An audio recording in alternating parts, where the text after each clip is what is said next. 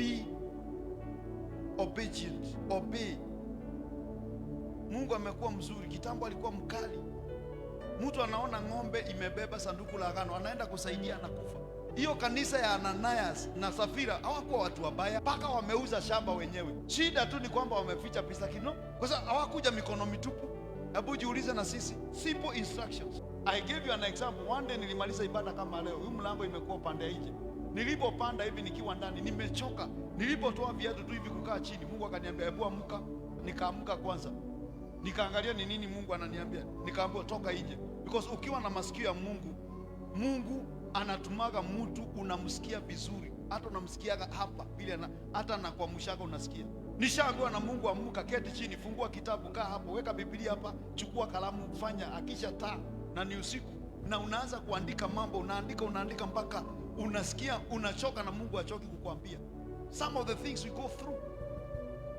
Mungu akaniambia toka nje hivi, simama hapo.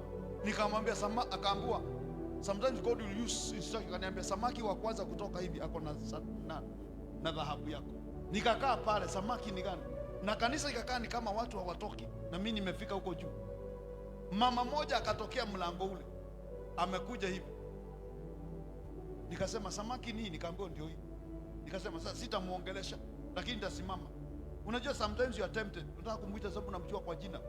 Wewe asiende na, you know, faith is tested. You have to really 100% believe in God. Nikashindwa ni nini, ni information. Nilipomwangalia akasema aya dad, mimi nilikuwa najiuliza vile nitakuona, naweza kukuona dakika moja. Unaweza mwambia sikuje, hata kama ni ameambiwa akuje, si atakuja. Nikamwambia njoo. So nilikuwa na shida ya kutaka kujua information, nikafikiria ana information yangu.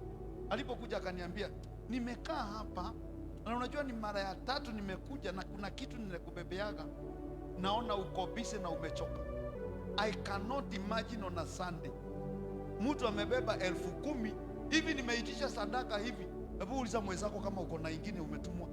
Mama aliniambia ati ni mara ya 3 amekuja na hiyo sadaka na anarudi nayo. Na unajua hakuwa anakuja kwa ofisi, alikuwa anaenda. Akaniambia hata niko na pesa zako hapa. Nikasema hai, na vile nimeitisha sadaka hapa mpaka ya mguu, ya mgongo, ya sijui hakusikia yote. Akaniambia hii niliambiwa nikupatie, na kwa sababu nimechelewa, wacha nikuongeze 1,000, 10,000. If I did not hear those more instructions, Mungu si pesa alikuwa anataka kunibariki. He was training my faculty of hearing. Nilikuwa na reason ya kusema nimehubiri, nimechoka, nimetoa viatu, mimi ni bishop, ukisumbuliwe na watu sasa.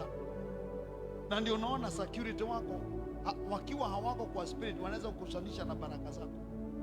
Wala watu wako karibu na mtumishi wa Mungu, mtu ametumwa na Mungu kabisa, akifika hapo anamwambia aonagwi wewe paka Thursday 1-on-1, weenda chipe shughuli. Na huyo mtu amebeba chakula, amebeba mjengo, amebeba title deed. Are you going to hear instructions from God? Your end will be good. I promise you, your end will be good.